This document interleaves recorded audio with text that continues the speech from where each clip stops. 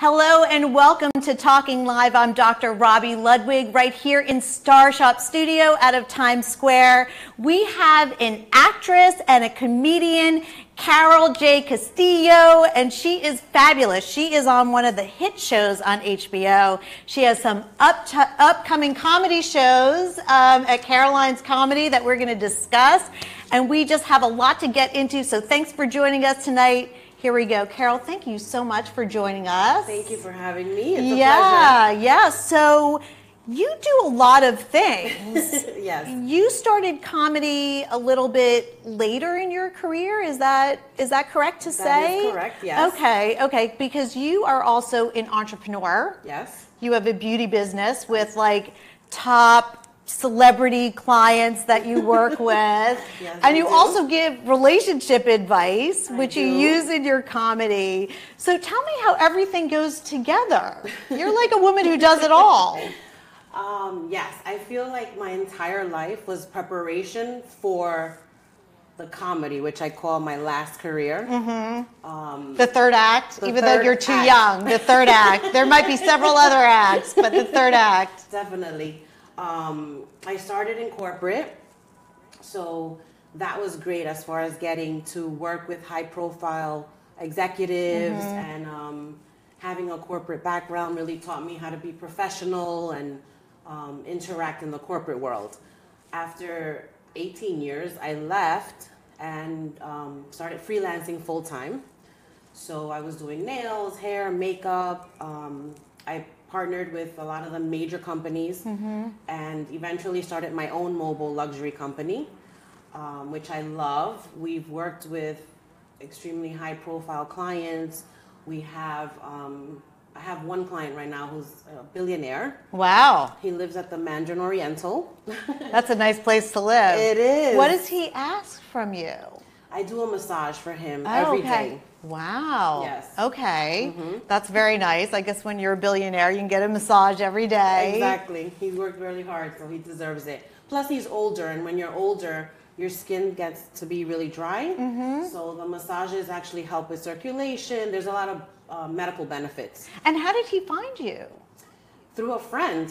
Okay. So word of mouth. Word of mouth. And Bethany Frankel also used you. And did. Snoop Dogg also, right? Used you. That was so fun, yes. So I think it's really hard to get celebrity clients because there's so much competition out there. What did you do to set your company apart to attract those kinds of high profile clients? What I always tell the younger generation is you have to be consistent. You have to be professional, and if your appointment's at 4, you should be there at 3:30. If you're there at 4, you're late. So what happens is you build your reputation this way, and people will refer you with confidence, knowing that your track record proves that you're reliable. You know, no one wants to send a referral to a high profile client and then have something go wrong. Right. It's not acceptable. And you're dealing also with people who are somewhat entitled. They expect the best. They're used to the best. Is there any connection between being a comedian and dealing with people who expect the best? Because I would think really being a comedian is one of the hardest jobs to do. Because it's one thing to be funny, you know, on an off chance, like you're hanging out with friends and they're like, oh, you're so funny. But to bring it to stand up where you have to be funny to a lot of different people.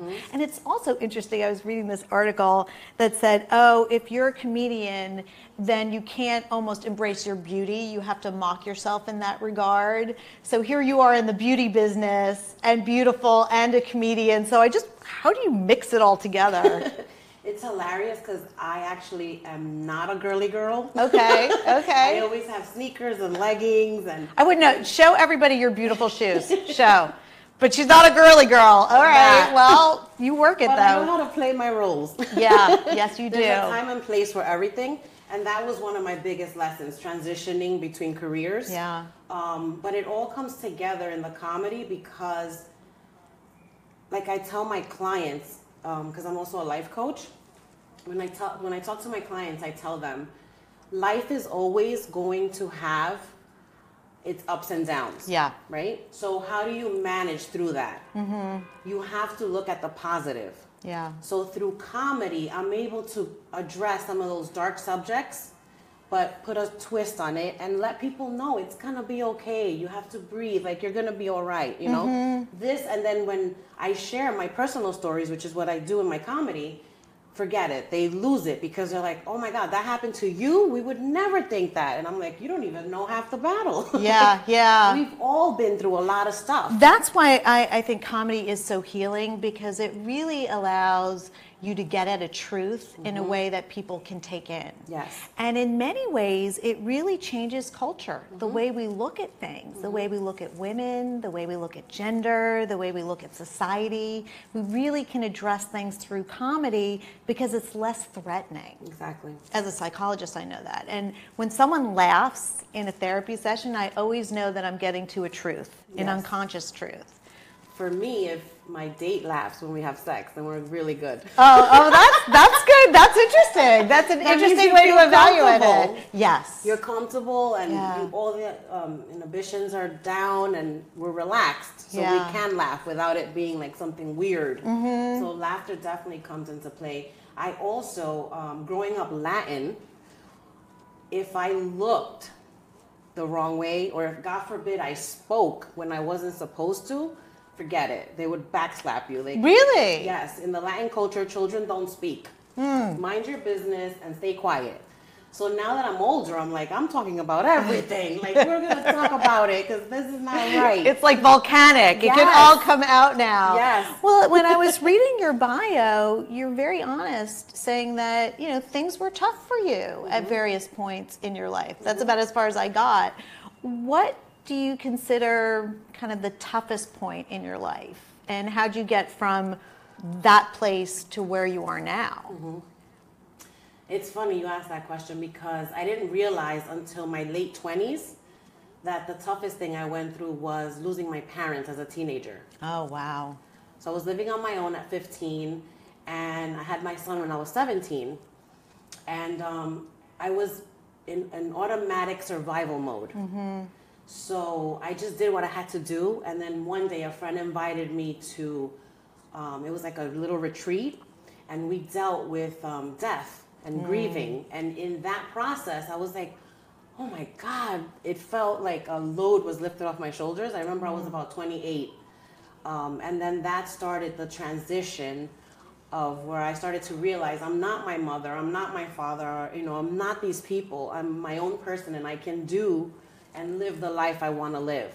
And so you gave yourself permission to be different. Yes. Did they die together? No, my dad passed away when I was 11 from a heart attack. Oh, okay. And I lost my mom to breast cancer. Oh, wow. So I have this ribbon because I'm lazy and I don't want to put the ribbon, pin it on all my stuff. So you have it with you all the time. Yes, and I put it there so I can always see it. And it's pink. You probably can't see it, but yes.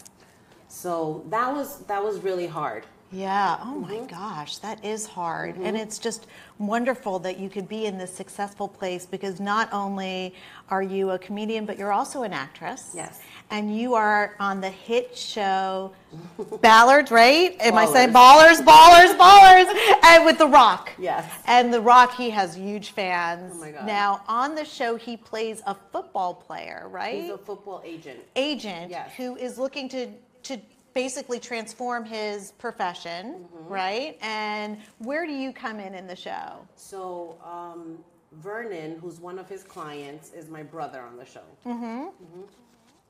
He's what? Oh, so, okay. So he's your brother on the show, and The Rock represents him. So okay. anytime that, for example, The Rock was, he called a meeting to have a brunch with Vernon, but because we're black and ghetto in the show, we come to the brunch and it's literally like 30 of us, and it's supposed to be do we have a brunch picture for of two. this? We might. Did you send me a picture? I think we have a picture from the show. Is that it? No, the other that one. Yeah. So we have like my little nephew, his friends and their girlfriends, like literally 30 people, and it's supposed to be The Rock and Vernon. So he walks in and it's just like, what is going on Now, here? what is he like? He seems like a very nice man. He is amazing. He really is. He really is. My former nanny had a huge crush on him, and so she would like put pictures of him all over the place. Hi, Gwen. So we know someone who knows The Rock, in case you want to get it good. But he talks a lot about being a family man, and he's made a successful transition too into being, Yes. which is pretty incredible. Was it hard to get that role? No, but the reason why I say no, not that I want to sound ungrateful or anything, is because it was being in the right place at the right time. My roommate asked me to give her a ride. When I got there, the guy who was checking people in was like, "You have to come inside." And I was like, no, I just gave my friend a ride. He's like, no, you need to go in. So I ended up going in. I'm like, "Hi, I'm here with Wendy." After that, I flew to New York. And then I got an email from them saying, "Are you available this date?" And I was like, "No, I'm in New York." So the director emailed me back and said, "Would you please reconsider?" And my family's like, "Are you crazy? Like, HBO is calling you to reconsider?" Yeah. So I dropped everything That's and huge. went back to Miami. Yes. Wow. And has it been a labor of love? Yes. Do you have a preference for acting over being a stand-up, or can they both live together for you? They definitely can live together because, again, it's time and place. It's Yeah. two totally different. The acting looks so fun and easy. It's long days. Oh, acting never looks easy to me. We were... I took drama class, so I know firsthand you really need to be talented. Yes. And not anyone can be an actor. Not anyone can be a comedian. I mean, it may look easy, but people who do things well make everything look easy. Yeah. So do you use any of your material that you have from the show for your stand-up? And we should tell people that you are going to be at Caroline's Comedy Club. Yes. December 17th at 3 o'clock. I got that right. Thank you. I got that right. Yes. But it is a private event. It is private. So if people want to join, they need to call a certain number, which we are going to have on our Facebook page. So you can call the number and be included. Tell me more about how you got that gig. Again, being in the right place at the right time. Plus, also, Caroline's has a school that I attended. Oh. Yes. Oh, wow. That was a process to get into. It's really hard, but I felt like if I'm gonna do this, I want to go to the best place. So through my teacher and stuff, they set it all up. Wow. So it's hard to get into the classes that Caroline teaches? Yes. Okay. So how did you get in? Do you have to audition and prove that you're funny? I had to write an email to my teacher, and then she sent back a joke, and it had to be like edited. And I passed. And you passed, obviously, with flying colors. Yes. And then do they help support the students who graduate from the class, or is it ongoing? What they do is they set us up so that we can support each other independently. As a comedian, you have to have people at every show. So they create like a network where it's like be buddies with each other. But it was funny because even while I was in class, I felt like I'm ready to go on tour. Like, what is this?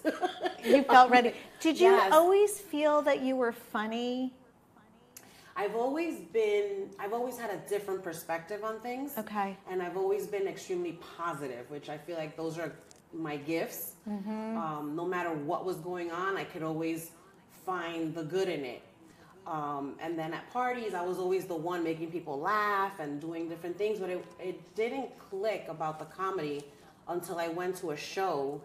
It was actually a youth empowerment show that I went on because I was going to be a guest on an upcoming show. And I met a comedian there, and I said, "I've always wanted to do this. What do you suggest?" He's like, "Just do it." And I went home and was like, "Oh, That's that like was the best rude." advice. And that's what I tell a lot of people who are interested in anything entertainment. You know, yes, get your class, get your education, but the best learning experience is just to do. Yes. To do and get the right people around you, because that's the best way. You learn from just doing it and growing and tweaking the process. Do you write your own jokes? Yes. Okay. How long does that take? Is that a natural process for you? It's actually an ongoing process. Okay. So I have a notebook in my purse. Uh-huh. I have a notebook at home, and then I also record notes. Sometimes I'll be doing a massage and something pops into my head. I'm like, oh my God, I gotta talk about this. That's why I'm like, I'm ready to go on the road because I have about 2 hours. Like, I could do a Netflix special right now. Okay, she's ready in case you want the multi-million-dollar contract. She's good to go. How do you deal with hecklers? Did you see the documentary Dying Laughing? Oh my God, it's like, or something like that. I think that's the title. And it's a documentary and it interviews all of these comedians. And they talk about their experience on the road and how it can be lonely and dealing with hecklers. I'm like, oh my God, I don't think I could deal with that. That's really hard, but that's part of it. It is part of it, and it is hard, but you ignore a heckler. Okay. It's just like a bully, right? So that's what hecklers are. They're bullies. Do you feel in this day and age where people have to be so careful about being politically correct that it makes your job as a comedian harder? No. No? Okay. Because whatever's in my heart, that's what I talk about. And, you know, I will cover any topic that I want to. And so you find that you haven't had difficulty in that area. What are your favorite topics to address? Being a grandmother. See, that just shocked me. So I'm watching a little bit of Carol's video that you sent me, and she was talking about being a MILF, and then you were a GILF. I am a GILF. And she's a GILF. I'm like, a I GILF? skipped MILF. I'm like, am I hearing this right? What am I missing? I was like, she did not just say she's a grandmother. I'm like, there's no way. But yes way. Yes and way. so I said, when did she start? When she's 2? She said 2.5. Yes way. So do people think that your son is like your boyfriend? Yes, which makes him nauseous. Well, that once happened to me, but it was like I was like so flattered because my son, I was in a jewelry store literally, and my son, believe me, my son is, I'm a lot older than my son, but he was a teen, and I was looking at jewelry, and he goes, you shouldn't be buying that. And somebody said, your boyfriend is a little upset. I'm like, my boyfriend? I'm like, that's my son, and he deserves to be punished talking to me in a jewelry store. So I was flattered, but yeah, I don't know. Is it flattering for you? It is flattering for me. I know it's traumatizing for him. I'm like, yeah, whatever. I'll pay for your therapy, but right now I feel amazing. Right. It feels good to us, which is what matters. We were shopping one day for jeans, and he was like, Ma, how do these look? And the girl's like, what did you say? Oh my God, so funny. She freaked out. He's like, yeah, that's my mother, because he was like, he was cool and nice because he wanted me to pay for the jeans. Right. But after, he was like, ugh, like throwing up. Like, it's so funny. And so now he has a 3-year-old son or daughter? Son, okay, okay. So in my comedy, I address that because it's such a shock factor. So after I say, I'm like, as a grandmothers can say anything. Yeah. Right? It's true. It just but do you feel like a yes? Do you feel like a grandmother? No, I feel like he's my baby that comes with a return receipt. Right. And I'm sure people think that you are your grandson's mother. Yes, all the time. They're like, oh, he's so cute. I'm like, isn't my grandson adorable? And they're like, what? Did you just say? Yeah. It's awesome. Yeah. Oh, it's so nice, and it's nice for the comedic value as well. So you talk about being a grandmother and being a glamorous grandmother. Into a little bit about my sex life, a little bit about dating, you know, nicknames, and just life. Life. I had one friend. She was like, I don't want to sit in the front because she's gonna pick on us. I was like, girl, don't worry. I have enough material. I don't pick on my audience. I feel like that's really nice. When you don't have enough material, you kind of gotta work the room. Yeah. Any favorite comedians? Like I was doing. I recently went to a documentary which spoke a lot about female comedians and how they were actually the first group to come out and be honest about plastic surgery. Oh, wow. Yeah, because they felt they could be honest and funny about it. So they were actually the first to start a conversation. But in doing research, Whoopi Goldberg, who was always kind of more of an actress, did comedy, but before that, did you know that she was like a hairdresser? No. And she was a hairdresser for dead people.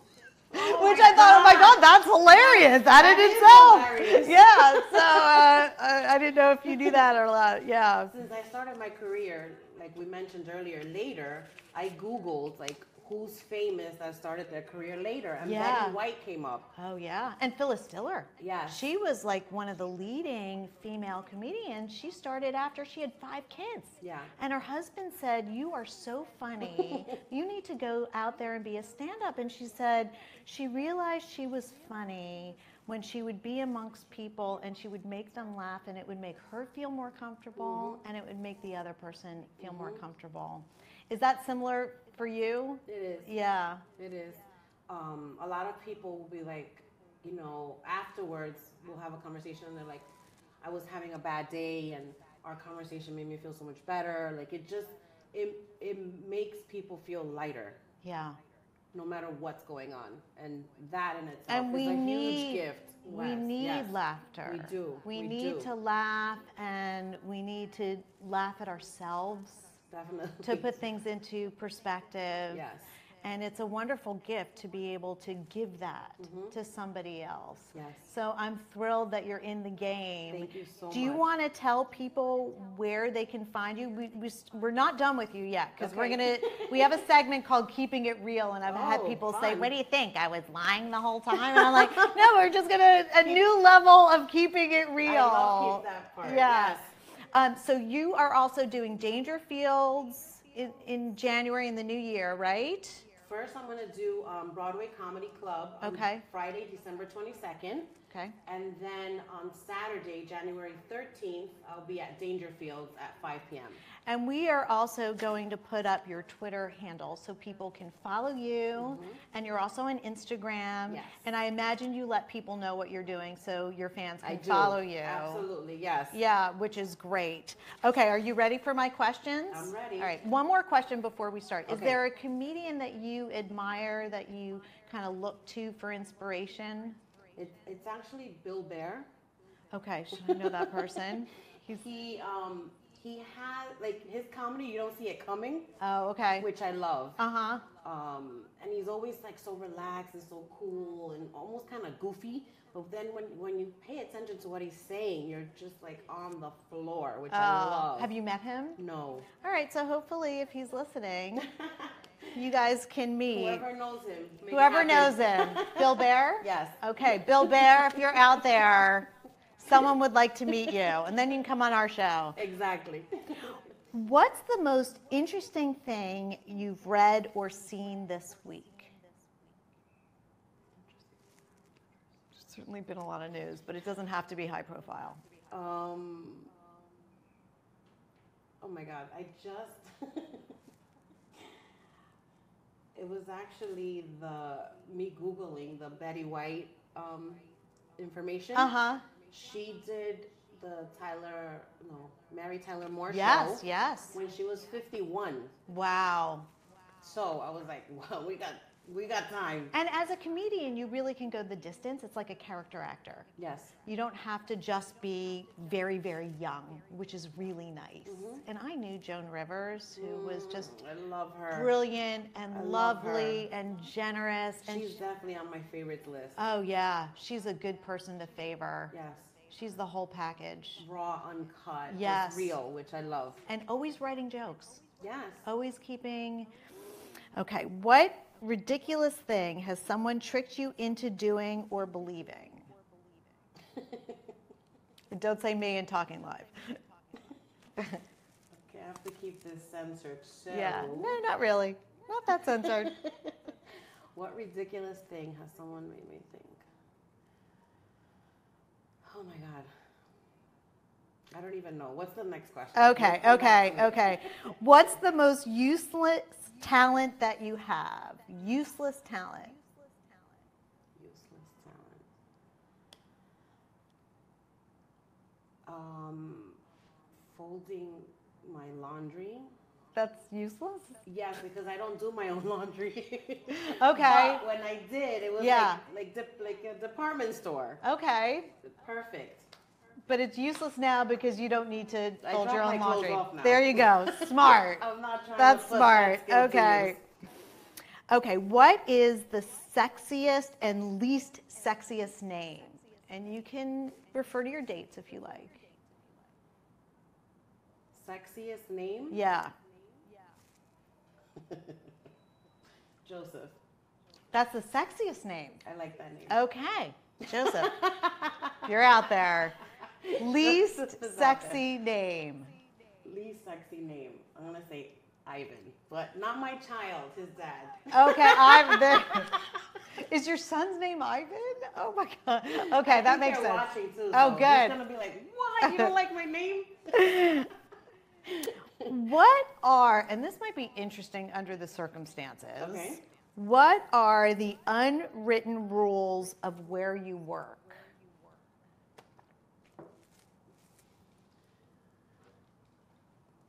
Don't wear sexy clothes. Don't wear sexy clothes. Can I take a guess as to why that is? I did some research and I'm excited. Yes. Because if the audience wants to have sex with you, then they're not going to focus on what you're saying. Oh, I was thinking something else. Oh. Oh, okay. I was thinking during my massages. Oh. Well, good, same thing. Right. Yeah, my older clients get their massages done in bed, so I literally come like black from head to toe. I'm sure that doesn't help though. What? They must still be like, hey. No, they're okay. Are they? They fall asleep. Okay. All They right. fall asleep, and they're over it. They're over it? Yeah. The testosterone's low enough. All right. Well, that's good. All right. Should we go back to what ridiculous thing has someone tricked you into doing or believing? Doing, It could even be when you were younger. it was ridiculous, but I relocated my entire life to Miami to work for a friend, and everything flopped. Okay. But- All right. Lessons learned. Yes. And now you can use it for your comedy. Oh, I will. When can we see the HBO show? Ballers is on Sunday nights at 8 p.m. Okay. Okay. And are they signing for a new season? I don't know. Okay. All right. So you'll keep us posted on that. Definitely. And then there, of course, is Caroline's Comedy Club, December 17th. December 17th at 3, and it's a private party. Yes, you can call the club and give them the date and time of the show and make your reservation that way. And we will definitely have a way for you to stay connected to Carol so you can find out all the exciting things that she's doing. Thank you so much for joining Talking Live today, and we'll see you next week.